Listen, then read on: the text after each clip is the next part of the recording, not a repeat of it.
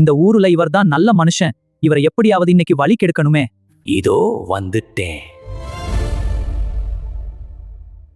அஸ்ஸலாமு அலைக்கும் பாய். வலைக்கும் அஸ்ஸலாம்.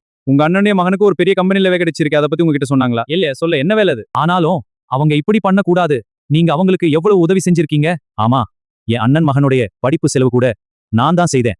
அடப்பாவமே. சரி, வருத்தப்படாதீங்க. இப்படிதான் நிறைய பேர் இருக்காங்க. என்ன பண்றது? வந்த வேலை நல்ல படியா முடிஞ்சது. அஸ்தஃபிருல்லாஹ். நான் ஏன் இப்படி புறம் பேசினேன்? அஸ்ஸலாமு அலைக்கும். வாலைக்கும் அஸ்ஸலாம். உங்களை பார்த்தா கவலையா இருக்கிற மாதிரி தெரியுதே. ஆமா, நான் என் சகோதரரை பற்றி புறம் பேசிட்டேன். நான் அப்படி அவரை பற்றி பேசியிருக்க கூடாது. இந்த இறகை காட்டில் ஊதிவிட்டு மீண்டும் பிடித்து வா. நீ சொன்ன வார்த்தைகள் காட்டில் பறந்த இறகு மாதிரி. ஒருமுறை வெளியே போயிட்டா அது திரும்ப வராது. புறம் பேசுவது பற்றி அல்லாஹ் என்ன சொல்கிறான் தெரியுமா? தன் இறந்த சகோதரரின் மாமிசத்தை சாப்பிடுவது போன்று.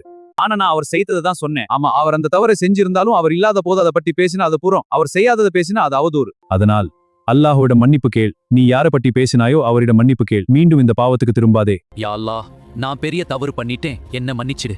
இனிமேல் என்னாவ பாதுகாப்பேன்.